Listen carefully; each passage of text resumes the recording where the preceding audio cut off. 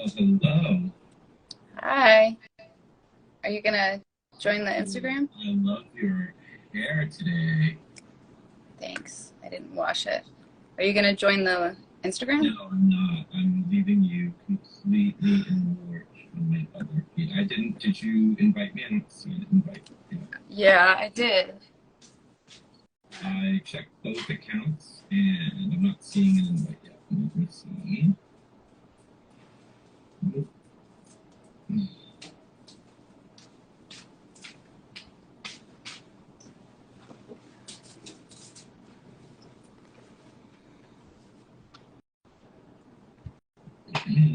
You don't see it? Do you want me to do it again?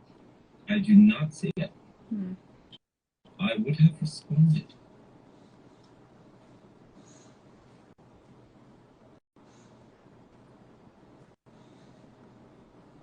Uh-huh. It's on. It's me. And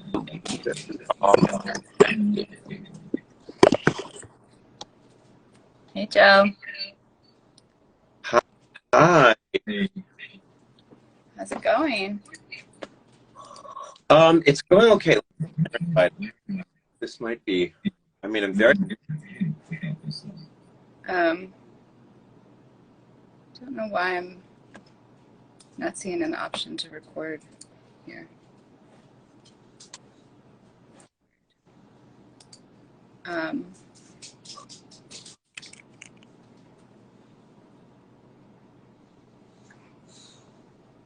okay. Recording in progress.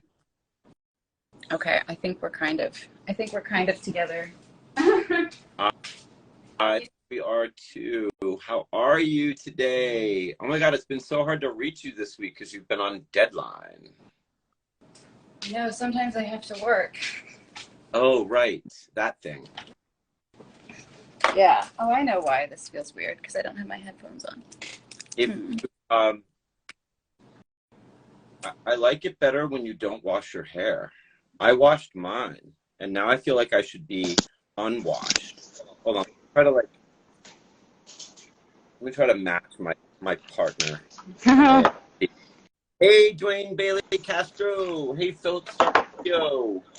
Welcome to the live feed. Eric Gray joined us. A lot of great new people coming on board. Yeah. Oh, I can't believe the week is over. It's been such a weird day, right? How is everybody doing out there? Gosh, there's so much going on in my world right now that is so not, it's so like current events kind of thing going on, but it's like happening inside business and it's freaking me out a little bit because Business is stressful. All that responsibility. well, there's the responsibility piece, but then there's also like alignment stuff. So what I mean by that is, right, so like we work for companies or we work for people or we work for brands, right? And you say in the world as a man or a woman that you stand for something, and then you wind up representing, for example, female talent, male talent, and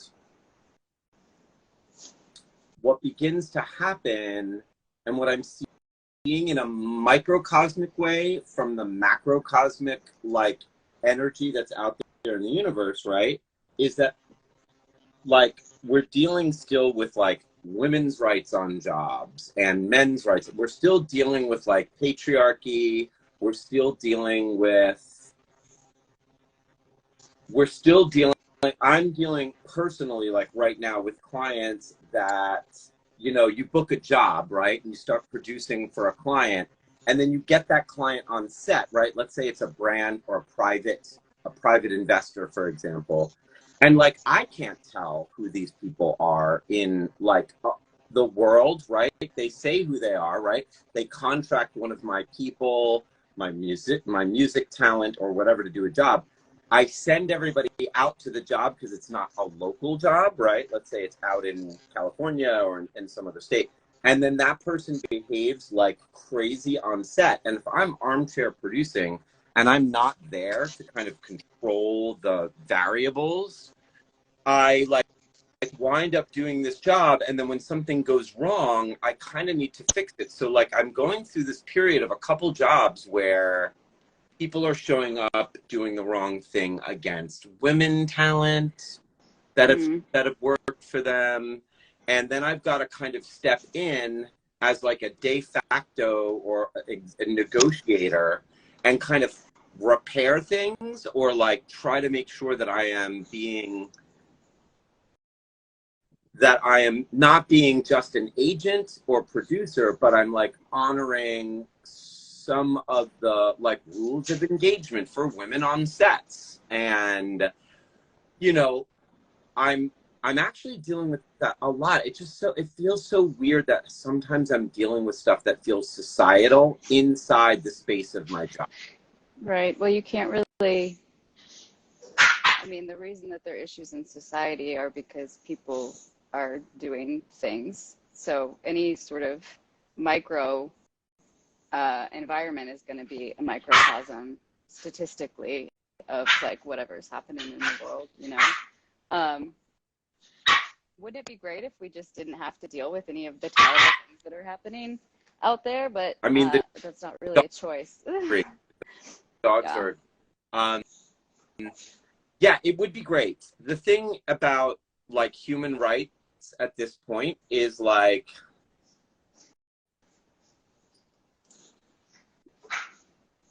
in business, I assume that most people know how to behave in certain situations, and Yep. I'm finding that like the lines are really blurred.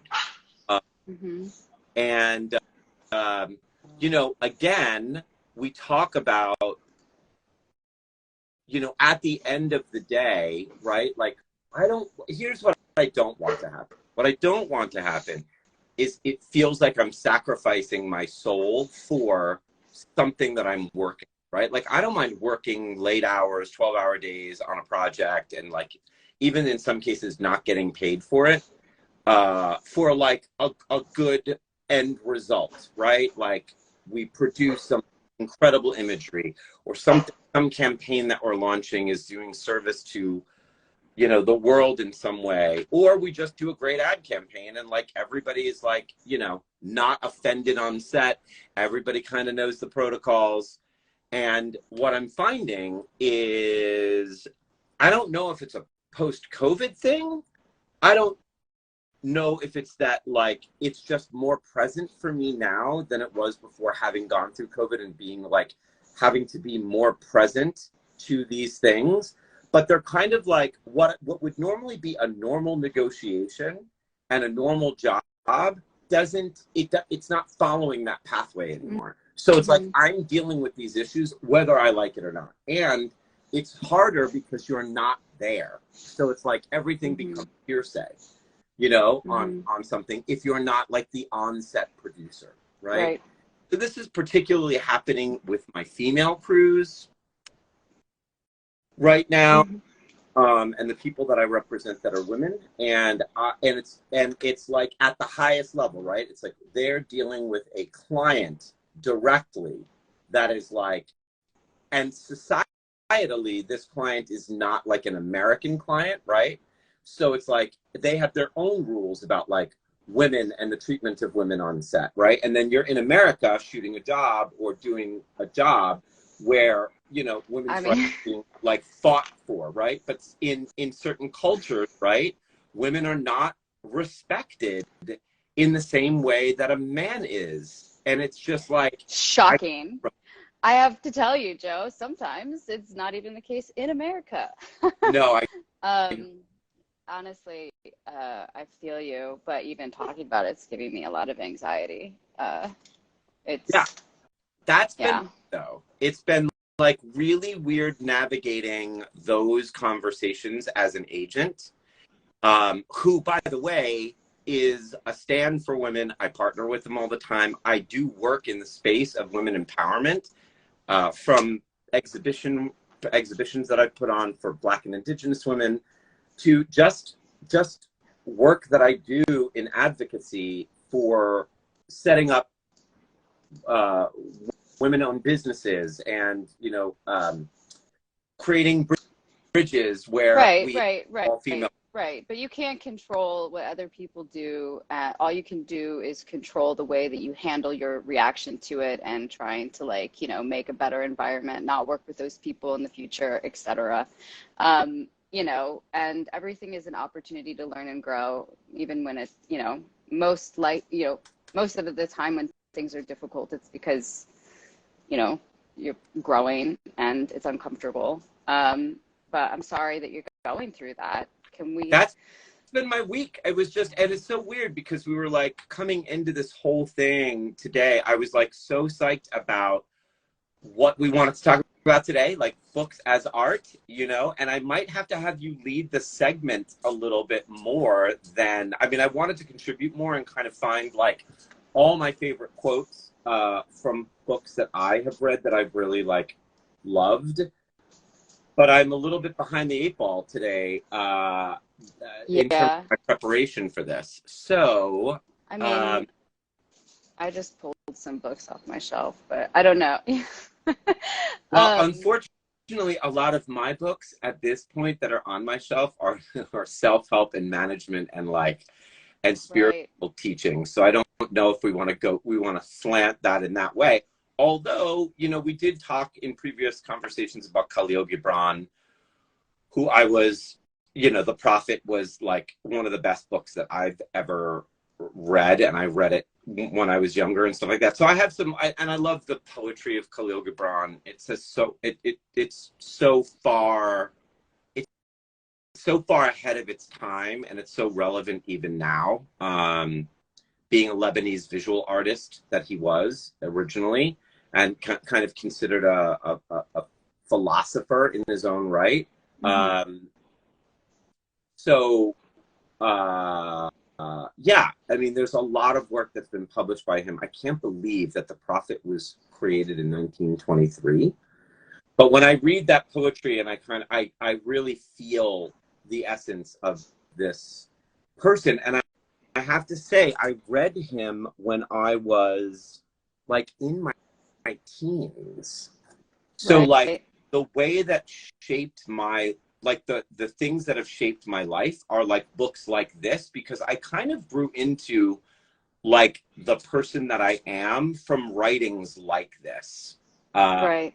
That like reminds me of that High Fidelity quote where it's like, am I depressed because of pop music, or is pop music what depresses me? I can't even remember how the quote is, but yeah, I mean, but I think it goes the other way with inspiration too. Like, I definitely connect to the books that I liked as an adolescent and the same kind of style, but it's hard to say if I always just had a certain taste, or if it was, you know, forged from reading the things that I did. But I would say that they definitely influence a lot of my inspiration. And it's more than just like, you know, reading isn't just like, oh, it brings me joy for like the sake of reading that book. It also like inspires my own writing and sort of like, I don't know, the way that I think about things. I would imagine that lots of people feel that way. What do you find that you like to read when you're sad, and what do you like to read when you're you know, happy or just in a general mood? Do you think that there's like a difference for you? That's a really good question. When I'm sad, I almost exclusively cannot read, but I will listen to music. And do you listen to sad music or do you listen to happy music? Totally. I guess it's the same kind of thing. Totally, like, you know, sad music. Like it's a catharsis, right? Oh my God. And I get to cry. Mm-hmm. So hardcore in a way. You know those cries that you cry when you can't breathe after you're done letting it out? Like you almost have to catch your breath because you're that moved. Mm-hmm. That's the kind of music that I'll listen to when, you know, but I mean, music is lyrics too, right? Like, I mean, so it's definitely, you know, art, obviously, and writing is a part of it, but it's a cathartic experience. I mean, that's what art does for us, like movies and music and literature. Sometimes if I'm like feeling strange, I'll like, or sad, or like, but sad in a way like I can't necessarily explain. I've told you this, like I'll just like read Raymond Carver, or I'll read Raymond Carver quotes and then just like feel weird and sad, but like also connected, right? Because like I think that's what we're looking for when we look to things, when we're in kind of a weird place, is like we look to feel like we're not alone in those feelings, and like art obviously can provide that connectivity, because I can read or listen to a song or whatever and be like, I'm not the only one who's ever felt this way, you know. I'm not like, I might feel really alone and I might feel really sad right now, but like other people have experienced this and they've put it down on the page, and like maybe I'll be able to like translate all of the experiences that I've gone through that are, you know, uncomfortable or upsetting or whatever, and make something else that other people will feel connected to. So it's yeah. really interesting. You know, we're talking about books Enzo. that inspired us, Yeah. and music that's inspired us. But I remember distinctly after this, read this article when we were like, Enzo. Sorry. that's okay. I remember reading this article published by the New York Times by the author Wesley Morris. Yeah. And, you know, I don't fancy myself an artist like normally, like I don't go through the artistic process all the time, but I wonder how many people on the feed. I know that there's a lot of photographers here with us today. I'm dying to know what you guys reach for when you need inspiration to shoot something or to create something. So I want to just quickly read something to you that because I prepared somewhat for this talk, but I didn't really prepare all the time, like as well as I would have liked to for it. But I have pinned to my profile at It's Me, Joe Lombardo. It's at the top of my feed. There's a picture, and if everybody has been to my It's Me, Joe Lombardo feed, you'll notice that I pinned up. I'm a sketch artist. I don't know if I've ever told you that. I actually do work in pencil and chiaroscuro. And at the opening of my and I did that in school. I was literally a really, really good artist, like pencil artist, and like used to draw human form. And I have a picture there of an eye that was drawn. So one of the things that at the end of, when I say the end of pandemic, I mean when we were out of the heart of it, I had read this incredible article by this author, Wesley Morris. And it inspired me to draw that eye that's at the top of my profile on my It's Me, Joe Lombardo feed, because I had realized, and I think a lot of creators are going through this right now. I'm actually coaching one creator who is devastated. She's got kids. She's got 2 children. I know them well. I've spent time with their families. I've been in their home. I've broken bread with them. Like, I don't rep her, but I'm like in the process of getting her to be represented. And we talked about how bad she feels as a parent with all the gun violence that's going on.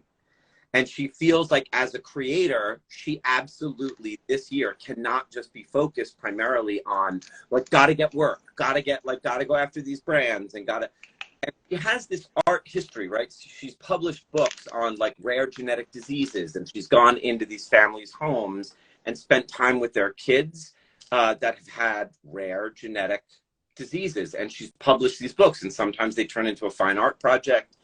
And so we're doing a project now on, you know, the devastation of the families that have survived and what has come after these families, like what these families have done and the people that have survived gun violence, and then even the first responders from gun violence, because she feels like, I feel like that we haven't cried enough as a country for the things that we are losing and have lost, and the battles that we are not winning on so many different levels. And so we're producing an incredible book and an art piece on the subject. So to kind of kick off the call, I figured I'd, first of all, I am also an artist in my soul. I know that. And so this article actually inspired me to draw, not take a picture, but to draw this eye that's on my opening of my page. So here's the article. I was 6 the first time I cried in a movie theater. It was at E.T. after the government seizes Elliot's house in order to conduct experiments on the alien who has become a member of the family.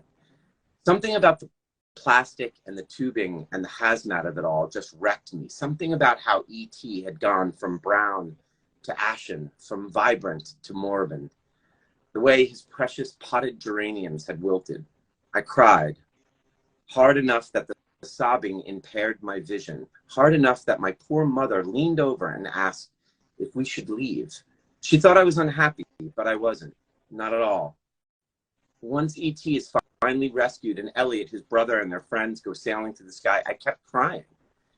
As high as they were, I was higher. The minute the movie was over, I wanted to feel whatever that was again. What I felt was the ancient power of art to make a puddle of us. E.T. led me into a love affair with being made to cry among strangers in the dark. I almost typed being reduced to tears, except where's the reduction? Crying for art is an honor, an exaltation, a salute. It's applause with mucus and salt. I'm not the only person who lost it at E.T. It was the #1 movie of 1982. And what I presume we all experienced was a willingness to give ourselves over to the ridiculous beauty of a story about feeling everything. Usually my crying has warranted some explanation. In the first grade as a movie critic, I've had to clarify lots of tears. The ones shed for the freeze-frame triumph that ends Quentin Tarantino's Death Proof, for the dissonant moment in Avatar when James Cameron zooms us for the first time around his imperialist 3D coloring book. The hardest crying I'd done since E.T. was at the closing shot of Spike Lee's Clockers. It's just Mickey Pfeiffer staring at the desert through a picture window on a speeding train.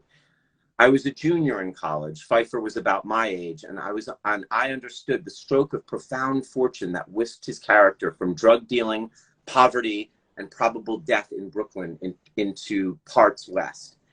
The wonder on his face, the circumstantial auspiciousness of that imagery, its fruity vividness, showed me to myself.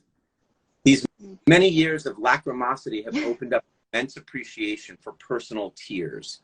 Actors guide us away from any shame we might harbor over our own weeping. In the relative anonymity of a darkened theater, their crying frees us to let go. Viola Davis, for instance, cries the way I do, with everything she's got, but also with more than I have, and mostly with her nose. The tears in a Viola Davis cry can seem hazardly indistinguishable from snot. Not a weep so much as a gush. When a dam breaks one of Davis's characters, though, she maintains a balance between poise and collapse. The dam wouldn't break her. She knows what happens when she's upset, and no amount of fluid can derail a full expression of the heartbreak whose delegate is facial discharge. Like, the words that this guy uses is, for me, it inspired me to, first of all, it inspired me to cry. And then that day, I remember listening to music that would only make me cry. But I think of like photographic projects that people are now starting to do because they realize that they haven't cried enough during pandemic. And we're so busy trying to maintain and hold what once was that we're not going deep enough into like how bad we actually feel. And so they're doing projects now, personal projects, which will allow them to tap into this incredible resource of their own tears. So I thought we'd open the segment up a little bit because it does bring in motion, like filmmaking, which has this incredible impact on us. human beings in humanity. And I would imagine that the greatest art is the art that's created when we actually feel something for the subjects. Books can do that, poetry can do that, movies can do that. So I'm just delighted that you've all joined us, and I'm delighted to be having this conversation with you, Pamela. What did you think about that article? And first of all, what do you think of the eye that I drew? Did you know that I was a little bit of a sketch artist? I haven't seen it. I don't know where it is. But I did know because you've mentioned it before. Yeah. So, yeah. I mean, I think that people feel all kinds of ways, and I can tell you for a fact that I haven't not been emotional throughout these, last few years. I think that there's a lot going on in the world, and people are dealing with the stress and anxiety that's ongoing in a number of ways. Some people feel numb. Personally, I think it's great to do anything creative that you feel compelled to do, but also like I feel like that's intense, and I don't, when we talk about something like a movie like E.T. or any kind of movie, there's an arc to it, right? If everything is heavy the whole time, it's difficult, right? Yeah. So like I don't know how this person is going to end up creating the narrative around that project, but like, hopefully there'll be something uplifting in it as well, because I know that I don't have the ability to handle all that on top of all of the personal grief I've gone through and everything else. Yeah, it's more about heroicism in the organ. By the way, here's the eye that I drew. I'm showing you.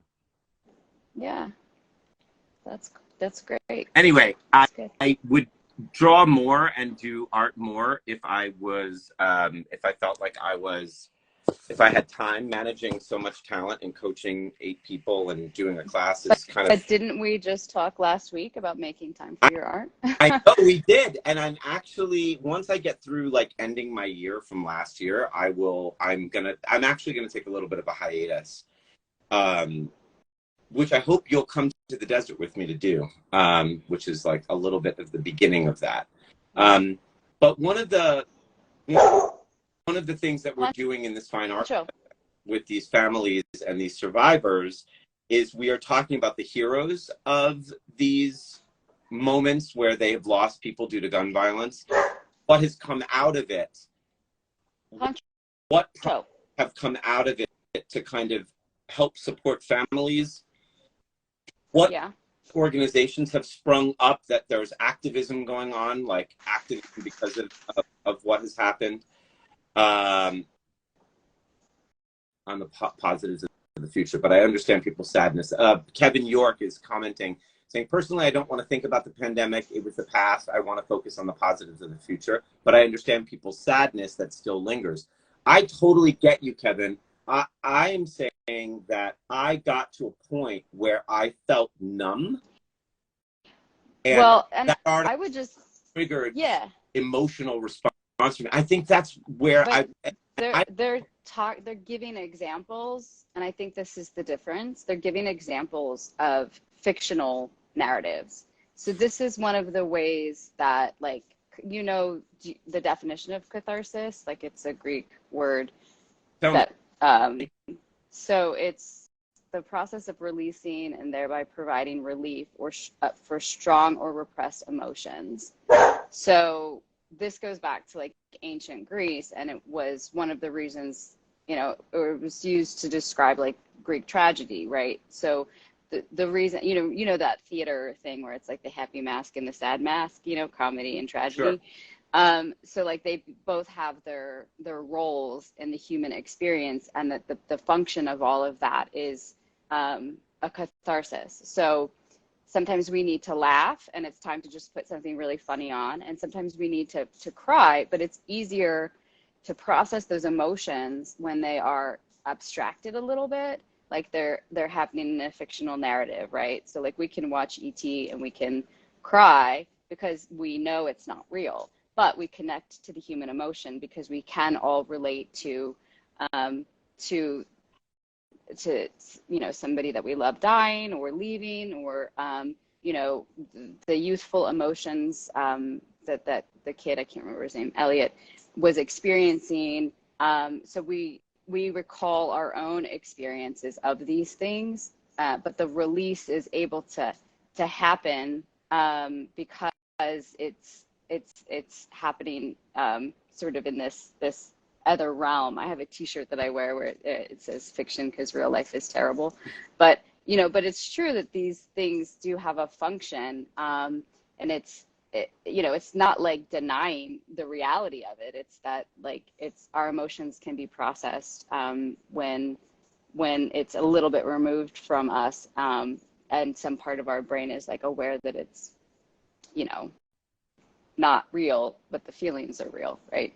Right. So that's, you know, that's the role that art plays, you know, that those kinds of narratives in art play for me, you know, and that's why you listen to sad music when you feel sad, and you know, because you kind of got to get it out, right? Like, because where else are the feelings going to go? So it's really, you know, important that those things exist. And I think it's also important for the creator, you know, to do something with our pain, because if we just sit with all of the horrible things that we've gone through, but we don't try and process it, then, you know, we're still sitting with it, right? So it's definitely one of the reasons that I write. And I mean, to your earlier point, like, I think everybody who's ever written a screenplay or written, you know, a book or poetry or songs, or you know, taken portraits of people, whatever, like, you know, these are inspired by, you know, real things that have happened, or else they wouldn't resonate with people as you know, and evoke that empathy. So yeah. Yeah, evoking empathy. That is kind of a critical piece, right? I mean, if we're creating art, it's sort of, for me anyway, I think the ultimate way to have somebody buy into a vision is to make them feel something from what they're either photographing or creating.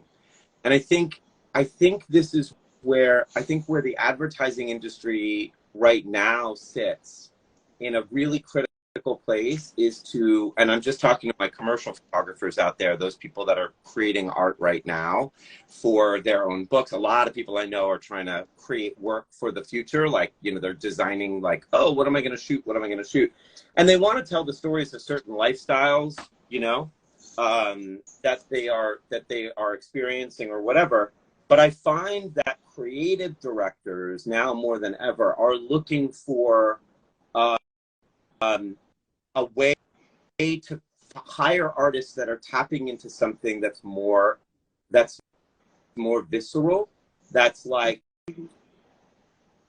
perhaps borrowing from the pocket of something that they do that's a little bit more photojournalistic, or something that where they're really, they're not just bearing witness to something, they're not photographing them as architecturally photographing them, but they're photographing something inside of the emotion of the moment, and borrowing from that work to say, I know that this is something that happened in real life, or you're doing a portrait project where these subject matters are a little bit more deep, but I really like what you've achieved in the output here, something in the lighting, something in the connection of the eyes of this person. This is what we're trying to convey in when we're trying to speak about this brand of whatever that you feel committed to for some reason. Whether it's, I mean, a lot of that stuff exists. I know personally there's a lot of people that in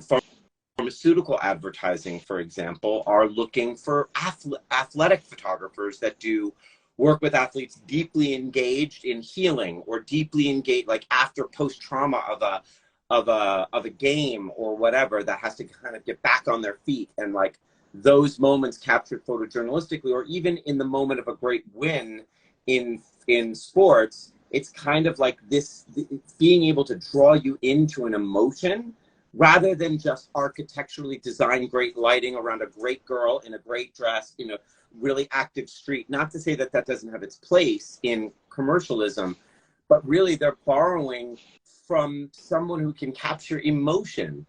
And so for me, that's like a hypercritical piece of who I want to work with as artists. I want to feel something even in your commercial work. Mm-hmm.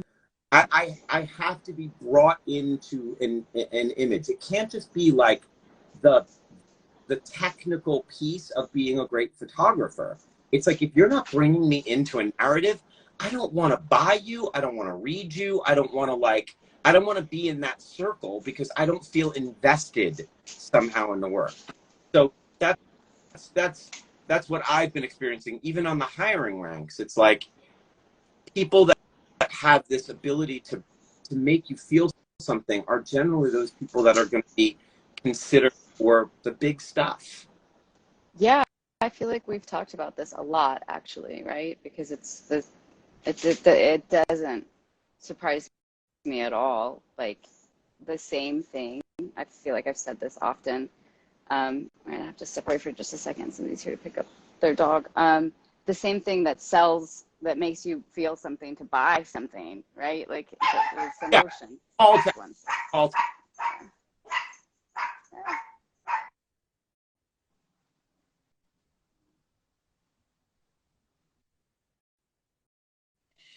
Guys, let's hear about some of the books or inspirations that you guys have read over time that have created art pieces or like inspire your commercial photography or your fine art photography. Who's somebody that moves you? The second book that I was talking about was called The Prophet, and we started the conversation here about it. But it was by Khalil Gibran, who is a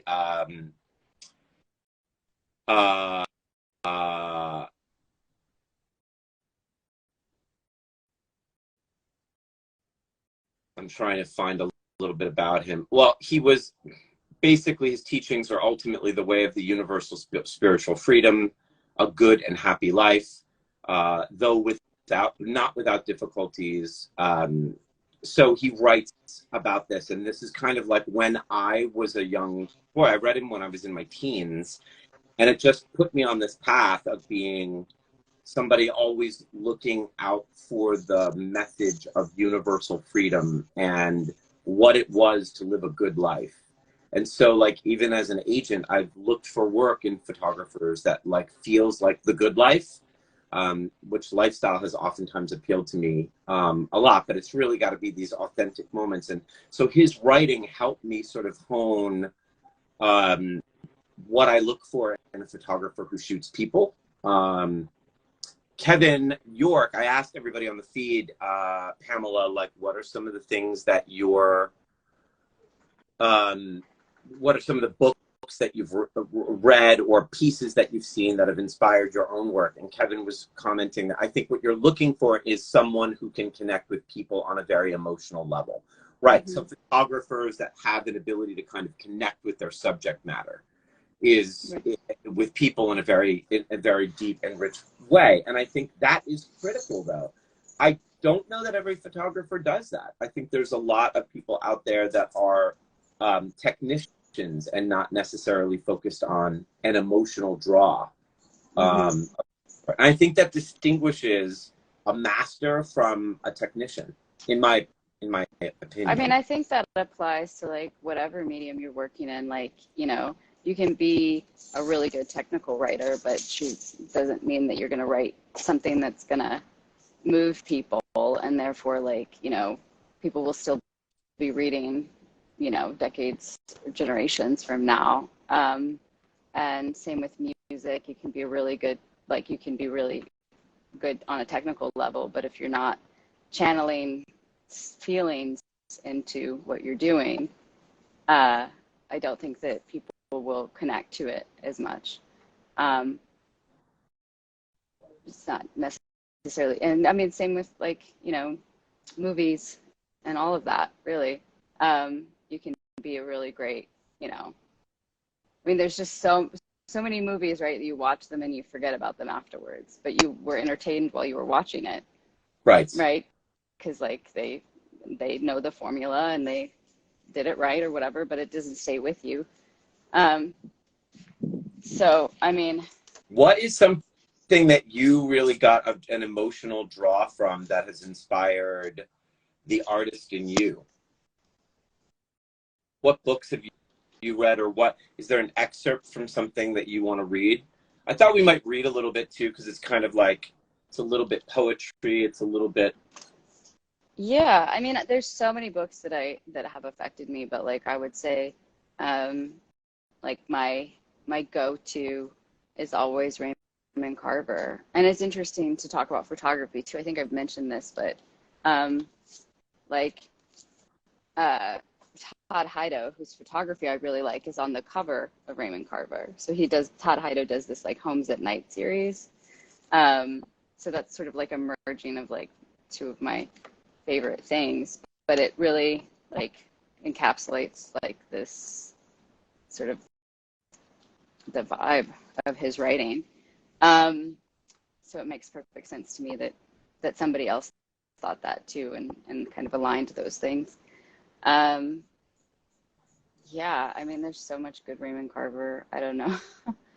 I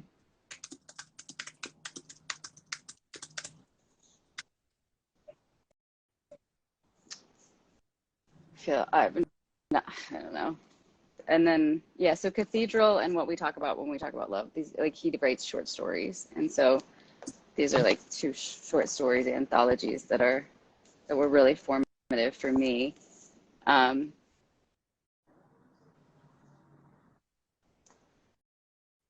don't think I underlined anything in the books. I mean, I can Google like Raymond Carver quotes. Does anybody else like Raymond Carver? It's very like hard. I don't know how to explain people who are Raymond Carver people. I also feel really weird when I read other people's work. I don't know. I mean, it's hard to, like, if you're just taking an excerpt, like, it's hard to get a feeling for it, you know?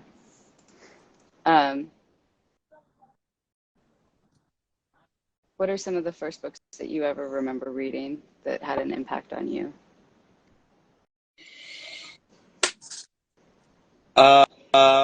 The Heart of Darkness.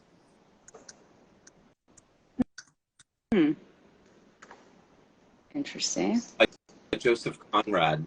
Yeah.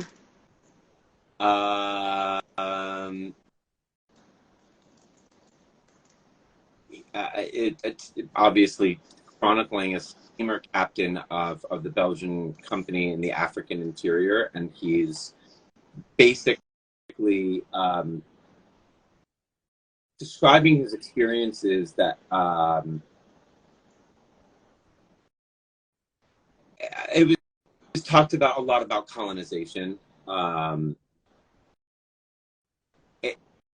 it's about the darkness inside people in the Congo, and it's like this evolving sort of conversation about colonialism, and the treatment of natives and the unfathomable darkness within all of us as human beings. And it was the first time that I really got in touch with the fact that there are some primal things about myself. Like I was always this happy kid. I was so kept away from anything, any narrative that felt dark or you know, I lived in a white neighborhood with white kids. We didn't have a black kid in our school until much later. I didn't really get a chance to really explore the depth of humanity's darkness around around wanting to control. This particular Heart of Darkness was about the ivory trade, but wanting to control resources and those people that that were there to protect those resources. So for me, that book was a big eye-opening thing for a young white kid in school, not necessarily being exposed to a Black or African narrative, and not particularly understanding what colonialization was all about. So it really tapped into some stuff that for me I had felt like when I was reading the book that I had read Evil for the first time. Like I had never been exposed to something that felt like, like evil. And it's different than when you watch on TV. When you read words, they're like indelibly burned into your mind. And it's like you have to process out emotion when you see a brawl written out, like when you see a fight written out, and how and to the extent that people are thinking doing, it really takes you down a whole different path than just seeing it with your eyes. There's something about I mean, literature like does two things. One, it slows things down, right? Like, so you're reading it, and so it's not just like a quick moment, you're like actually reading it, but it also allows you to read interiority. So you're knowing what the characters are thinking and feeling, and that can add obviously, a lot of complexity to the topics that you're talking about, right? Like, even if it's written in third person, you know, there's going to be interiority in that. I felt like that, you know, I mean, this is not on colonialism, but No Country for Old Men was like, whoa, you know, and that is like, part of what I really like about Raymond Carver too is like there are tragedies and sadness and bad things and bad people for no reason. Yeah. And, you know, I mean, some people, you know, can't really sit with that, but to me, it's honest. And also, Eric is saying Henry Miller, and that's how we know we have the same taste, because they also liked Raymond Carver. Yes. Yeah. We are kindred spirits for sure. Henry Miller is up there for me. But yeah, I think, you know, sometimes we are looking for meaning and an explanation. And I think a lot of people do, for like why things are the way that they are. But I oddly find comfort in the fact that like sometimes there's just not, because it feels real and honest. I don't like that that's how it is, but I'd rather not be lied to. So. Ooh, that's powerful. I'd rather not be lied to. It feels like my week in the industry.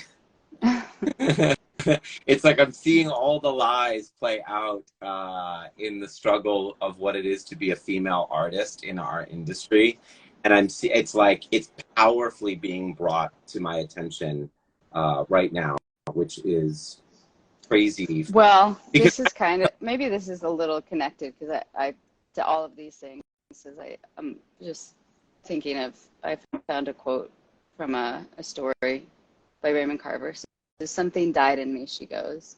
It took a long time for it to do it, but it's dead. You killed something, just like you took an axe to it. Everything is dirt now. Oof. Yeah. It's so good with like just the like, yeah. Anyway. You know, for me, it's the visual metaphors that I respond to so much. This is probably why I love photography so much. Like, I saw that feeling with my mind's eye. Yeah. I think as a creator, if you can make me see emotion in a way visually, if you could, it doesn't even have to be about people. It could be like, what does joy look like from the viewpoint of, or sadness, or. Well, right. I mean, you can't, whether you're using words or pictures or whatever, like you can't, the feelings don't look like anything. So the only way that you can show people a feeling is by creating a moment where that feeling is occurring, right? Like you can't draw joy, you know, like you, or take a picture of joy, but you can take a picture where somebody is joyful, right? Or you can tell a story where somebody's, you know, experiencing joy. How do you do that? If you want to do it authentically, you have to go back and think about moments where you have experienced that, right? And you can tweak it and fictionalize it or whatever. Or you're talking about photography, you can construct it. But I guarantee you that unless the person that's you're taking the picture of to encapsulate that is actually experiencing it, it's not going to feel real, right? So you have to recreate these things in order to, like, you know, show them to other people. So it's definitely like a self-reflective process, I would say. Like any like I said earlier, like any art that's any good is by somebody going like deep within themselves and processing those feelings and figuring out the best way to kind of recreate them through their medium so that other people will experience them then too. Oof. That is probably the best piece of advice that's come out of any Dear Curator so far, is that if you are an artist, whether it's commercial or fine art, or you're and using art in any form as a medium, the most powerful art is when the artist is self-reflective, that the art isn't about the witnessing of something that is being photographed, but it is in the recreation of something that they have experienced in themselves. And doesn't have to be necessarily even recreated. It's about even planning a moment where you can be in a situation. It can be situational, right? But you've got to sort of set up all the parameters for that to have that experience. But the self-reflective artist is the one that really moves us. It's the greatest. Those are the greatest moments in art and in our history when we observe observe. And you have to like take it down layers, right? So if you're like wanting to I don't know, somehow convey, whether it's in because you're writing or a picture or whatever, like first love or something like that. Well, it's not even the like love, right? It's like these other things. It's the anticipation of like waiting for them to arrive. It's the smell of something that's very distinct that you associate with that person. And so, you know, like some words that they say to you, they're very more profound than like unless you write in order for them. Hold up. Right? You're coming through on the feed really like robotic. I'm sorry. No, I think yeah, you're coming through on the feed. Is everybody else experiencing that sound-wise? Are you guys hearing Pamela the same way? Yeah, it's super weird. It's like either your internet is doing something weird.